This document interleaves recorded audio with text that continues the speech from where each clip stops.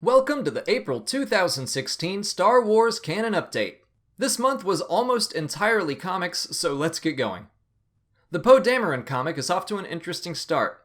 Looks like it'll be telling the story of how Poe tracked down Lor San Tekka.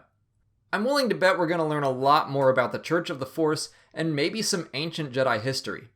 I was kinda hoping to see Poe's time in the New Republic Navy or even his childhood, but that's always a possibility through flashbacks.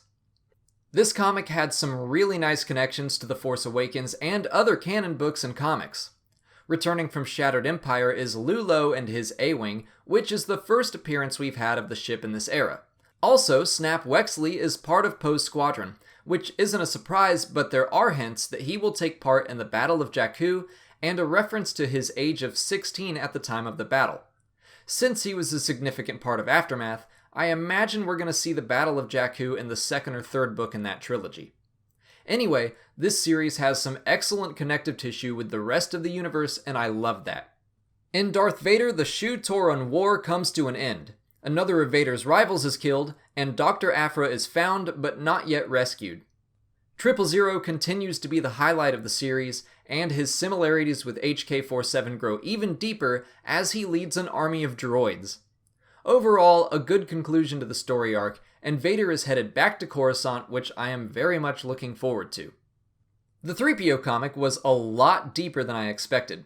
The character is so often used for slapstick and silly comedic relief, it was really nice to see a heavy story about him. Of course, we finally learn how 3PO got that red arm, but it also really dives into the psyche of droids, and it's very interesting. To get an actual plot summary of the comic, check out this video, but I really do recommend picking it up. The fourth issue of Obi-Wan and Anakin didn't introduce anything new to the canon beyond what we've already seen in the first 3 issues.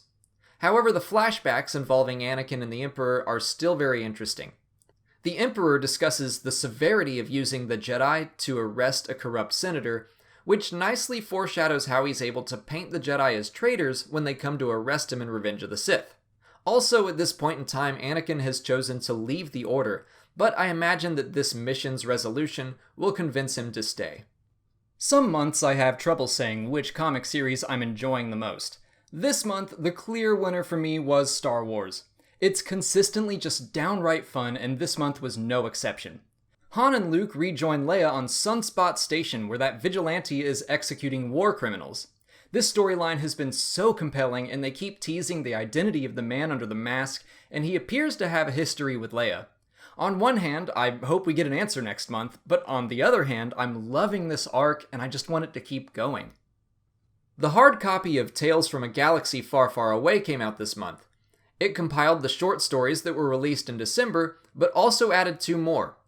One about Unkar Plutt, and one about the chef from Maz Kanata's castle. I've enjoyed all the short stories so far, and the book is only like $7 on Amazon, so I'd recommend reading this one too. Finally, 2 more Adventures in Wild Space books were released, along with 2 young reader adaptations of The Force Awakens and a sing-along book.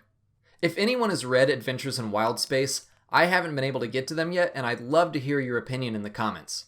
But that's it for April. Make sure to come back on June 1st for the May Canon update, and until then, subscribe to see new Star Wars lore videos every Monday through Friday. Thanks for watching, and may the Force be with you.